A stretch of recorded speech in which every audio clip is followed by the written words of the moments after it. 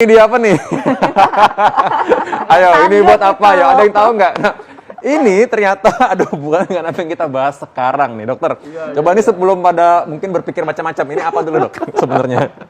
Ini sebenarnya peralatan bekam. Ya. Jadi zaman dulu kan belum ada kop seperti ini. Ya. Adanya tanduk, ya pakai tanduk. Tanduk ya? Oke. Tapi tanduk ini dalamnya Beneran. kosong loh. Iya memang. Maksudnya Nanti ini pakai gimana ngebornya gitu? Nah, kita nggak bahas itu sekarang ya, nanti. Iya. Oke.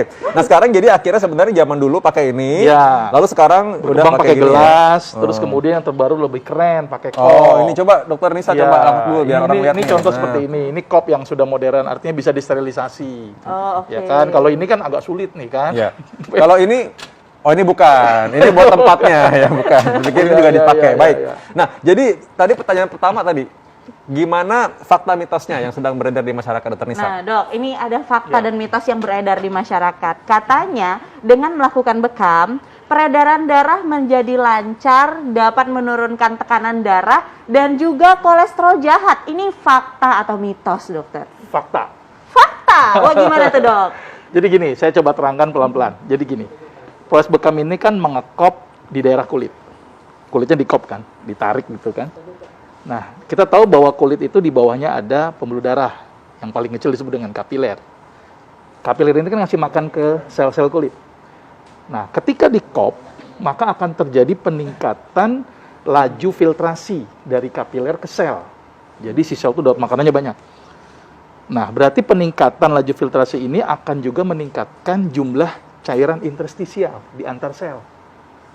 Nah, jadi yang ada di pembuluh darah, di endotelnya nanti melebar, kemudian terjadi nutrisi ke sel-sel kulit.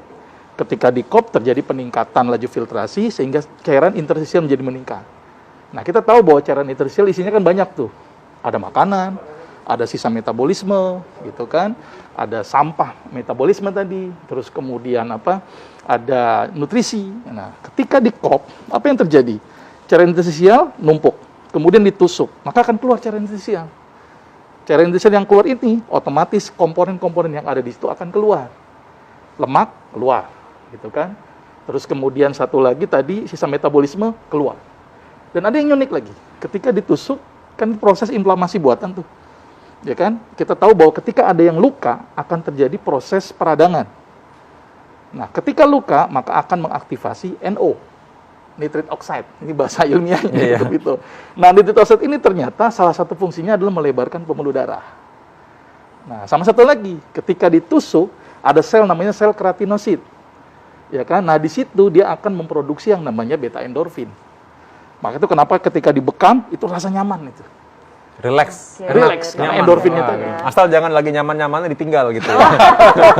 Kasihan soalnya. Perasaan dong sakit. Iya. Nah, berarti ini kita akan lebih lanjut lagi nih bahas soal ini nanti ya makanya. Tapi dengan diselingi fakta mitos ya. Ini ada lagi nih, ada yang beranggapan kalau bekam ini katanya bermanfaat untuk membuang racun dalam tubuh. Tadi sedikit disinggung nih, tapi ini fakta atau mitos? Fakta. Fakta. Kita lanjutin tadi ya. Tadi sebenarnya udah bahas tuh sedikit ya. Sudah saya terangkan di awal Iya. tadi. Jadi zat sisa metabolisme tubuh yang harusnya dibuang dengan proses lewat ginjal, lewat pernapasan, ternyata dengan bekam itu sebagian terbuang. Karena tadi bekam mengeluarkan cairan interstisial. Berarti apa yang ada di interstisial maka akan terbuang. Termasuk zat-zat sisa metabolisme. Ya kan, kita tahu bahwa metabolisme itu kan harusnya dibuang lewat fungsi ekskresi. Tapi dengan bekam dibantu prosesnya. Ternyata ada satu penilaian yang cukup menarik gitu, bahwa ternyata bekam dibandingkan dengan laju filtrasi dengan ginjal. Ternyata ketika bekam tuh hampir sama dengan fungsi filtrasi ginjal. Cuman bedanya kalau ginjal itu adalah larutan yang hidrofilik gitu kan, yang hidrofobik nggak bisa keluar, sedangkan bekam itu keluarnya hidrofilik dan hidrofobik. Maka itu lemak bisa keluar. Tapi kalau di ginjal kan nggak bisa keluar tuh lemak. Nah, ini membuktikan bahwa ternyata bekam mampu mengeluarkan zat-zat sistem metabolisme yang ada di dalam tubuh. Jadi Jadi ibaratnya mengeluarkan racun. memancing keramaian dulu ceritanya gitu ya, ceritanya gitu kan. Ya, Karena kan ya. pembuluh darah itu kan ceritanya bawa tadi nutrisi, tapi ada juga terselip sel-sel yang kurang baik tadi ya. Nah kalau dengan memancing keramaian, nah kayak bikin pesta gitu, tengah-tengah orang semua pada sering datang, nah terus udah ketangkap yang jelek-jeleknya dibuang, bisa ketangkep gitu ya. Iya. Ah. Jadi bahasa sederhananya gini, si sel ini kan kasih makan. Iya. Setelah kasih makan, dia kan juga melakukan proses metabolisme, menghasilkan sampah. Ngumpul itu di interstisial. Nah, ketika dikop kan numpuk interstisialnya tuh. Karena dari filtrasi kapiler sama sisa metabolisme nggak keluar, gitu kan. Sehingga dia terjadi penumpukan, kemudian ditusuk, keluar. Berarti cairan-cairan interstisial akan keluar di situ, termasuk zat sisa metabolisme tubuh. Menarik banget. Pasti mau nanya lagi ya tadi saya. Iya, makanya ini menarik banget nih. Banyak banget yang aku mau tanyain di kepala aku nih, Dok. Iya, Nah, iya, iya. ini tapi ada satu nih, Dok, yang mungkin masyarakat bertanya-tanya nih. Iya. Fakta mitosnya nih, kan kalau bekam itu kan kita mengeluarkan darah ya, Iya. Dok ya. Nah, katanya nih, darah bekam orang yang merokok akan lebih pekat karena racunnya yang keluar. Ini fakta atau mitos? Tapi tunggu dong, jangan dijawab dulu biar semua Iya, pemirsa iya, iya. penasaran Iya, iya, iya. kan. Tetap di Hidup Hidup Sehat. Sehat.